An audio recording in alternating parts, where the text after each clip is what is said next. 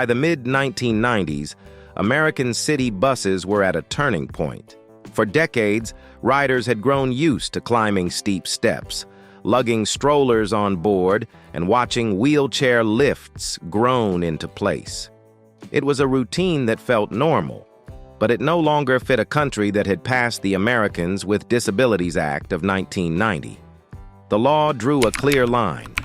Public transit had to be open to everyone, without barriers. Transit agencies began looking for answers, and some builders moved quickly. New Flyer introduced its D40LF in 1991, giving riders a taste of what a low-floor bus could be.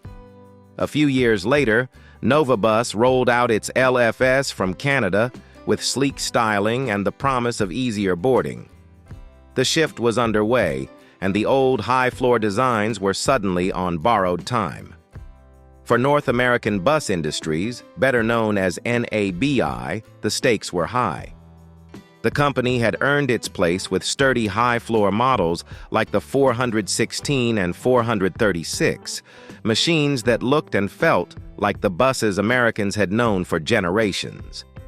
But by 1997, that tradition wasn't enough. To survive in a market changed by law and by expectation, NABI had to step into the low-floor era with a design of its own.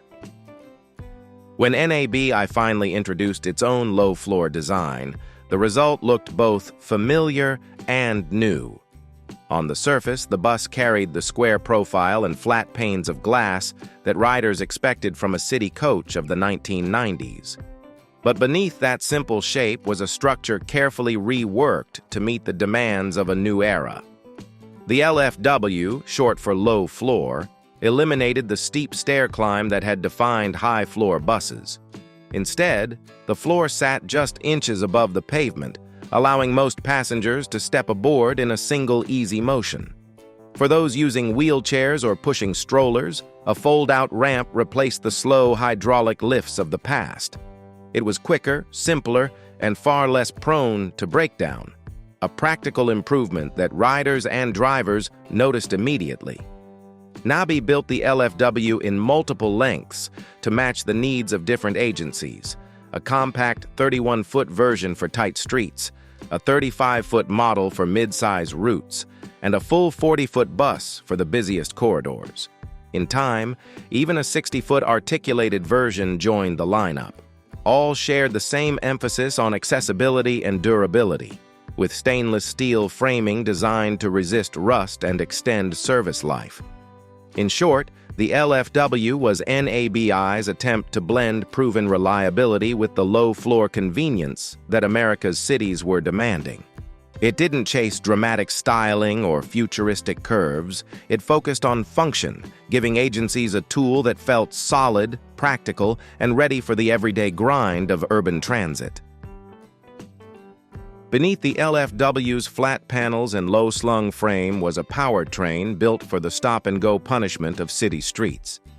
Early models carried the Detroit Diesel Series 50, a four-cylinder powerhouse that delivered plenty of torque and a sound many riders still remember. A steady drone that echoed off downtown buildings. Later, production brought in Cummins ISM and ISL engines, giving agencies more options as emission standards tightened. One of the strongest selling points of the LFW was flexibility. Alongside traditional diesel, NABI offered versions powered by compressed natural gas. For agencies in California and other states pushing clean air mandates, CNG buses quickly became the norm. The large roof-mounted tanks gave the LFW a distinctive profile, and the quieter exhaust note was a welcome change from the growl of two-stroke diesels that had filled American streets for decades. Transmission choices matched the era. Allison automatics dominated, prized for their smooth shifts and rugged reliability, while some fleets specified ZF gearboxes for efficiency. Together, these drivetrains gave the LFW the stamina to handle long service days, heavy passenger loads, and the constant rhythm of curbside stops. Hybrid versions also appeared in the 2000s, part of a broader industry shift toward reducing fuel consumption. Though not as common as diesel or CNG, they showed that NABI was willing to adapt its platform to whatever demands agencies faced. In the end, the LFW's mechanical variety proved just as important as its low-floor layout, making it a versatile workhorse in an era of rapid change. Once the LFW entered production in 1997, it didn't take long to find its place on American streets. Transit agencies were eager for low-floor buses, and NABI's decision to build them domestically gave it an advantage. The plant in Anniston, Alabama, satisfied Buy America rules, allowing agencies to purchase with federal funding while supporting U.S. jobs. For many cities, that made the LFW a safe and sensible choice. Los Angeles quickly became one of the largest customers. The city's massive fleet demanded reliability above all else, and hundreds of NABI LFWs joined the familiar orange and white metro livery. In the desert Southwest, agencies in Phoenix and Las Vegas welcomed the CNG versions, taking advantage of cleaner-burning fuel in climates where smog was a daily concern. On the East Coast, New Jersey Transit put the LFW into service, showing that the model wasn't just a Western phenomenon. For riders, the change was immediate. Boarding no longer meant climbing a steep staircase, just a single step or a quick roll up the ramp. Parents with strollers and seniors with canes felt the difference every day. Drivers, too, appreciated the smoother operation, as ramps proved faster and more dependable than the bulky lifts of the past. By the early 2000s, the NABI LFW had become a common sight across America. It may not have had the bold curves of the NovaBus LFS or the first-mover prestige of the New Flyer D40 LF, but it filled a crucial role: dependable, accessible, and American-built. For transit agencies trying to modernize without taking risks, the LFW was a reassuring answer in a time of rapid change. In the world of low-floor buses, NABI's LFW was never alone. By the time it appeared, New Flyer's D40 LF had already been running for 6 years. That head start mattered. Many agencies had locked in long-term contracts, and riders had grown accustomed to the Canadian-built workhorse. The D40 LF wasn't flashy, but it was the first of its kind in North America, and pioneers always leave a mark. NovaBus entered the fray in 1995 with the LFS, a design that turned heads with its sweeping curves and wide, modern windshield.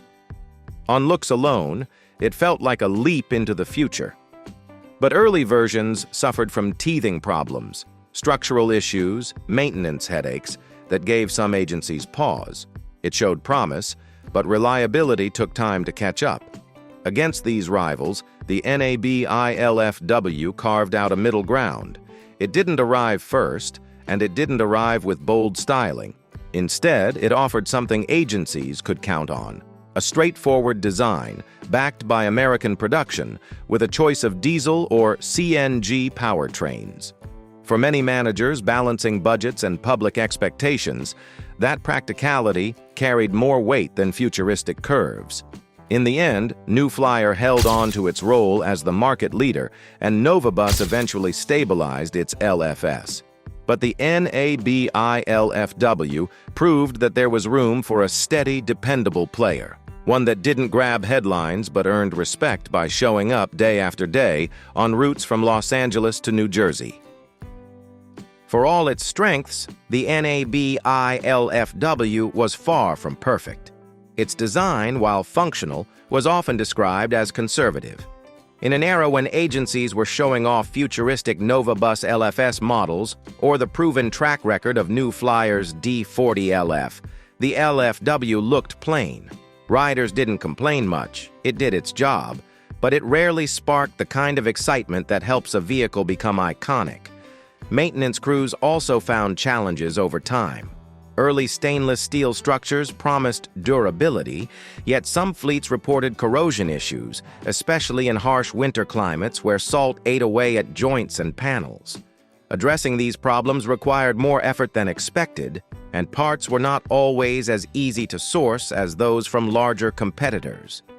The powertrain options, too, revealed limits. The Detroit Diesel Series 50, a workhorse of the 1990s, gradually fell out of favor as emission standards tightened in the 2000s. Agencies that had standardized on that engine faced costly transitions to Cummins or CNG alternatives. While NABI did adapt, the changes underscored the LFW's reliance on aging technology.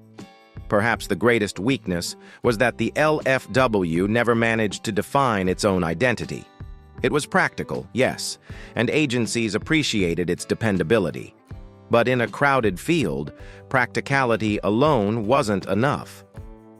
New Flyer carried the prestige of being first, and Nova Bus eventually earned recognition for its bold design. NABI's LFW, by contrast, settled quietly into the middle, reliable but never unforgettable. Despite its flaws, the NABI LFW built a legacy that deserves recognition. For more than a decade, it served as the backbone of transit fleets from Los Angeles to Miami, carrying millions of riders through their daily routines. Many agencies found that while the bus lacked flash, it offered exactly what they needed: a dependable, low-floor design that met ADA requirements, ran reliably, and could be purchased under Buy America rules. In cities like Los Angeles, rows of LFWs became a familiar sight in the metro fleet, their flat fronts and roof-mounted CNG tanks defining the look of public transit for an entire generation. In the Southwest, Phoenix and Las Vegas relied on them to move passengers in searing desert heat, while back east, agencies in New Jersey and Florida kept them in steady rotation. These buses weren't glamorous, but they got the job done. As the years passed, change was inevitable. Tighter emission standards forced shifts in engine offerings, and competitors continued to refine their designs. By the early 2000s, the NABI LFW was showing its age. In 2013, New Flyer purchased NABI, effectively ending the line.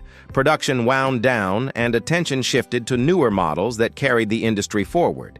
Yet the LFW's impact lingers. Even today, you can spot surviving units still in service or in private hands, a testament to the durability NABI built into them. For those who rode them daily, the memory remains. The ease of stepping aboard without climbing stairs, the quiet hum of a CNG engine, the simple but sturdy ride that delivered them to work, school, or home. It may not have been iconic, but it was steady, and that steadiness earned its own kind of respect. How about you?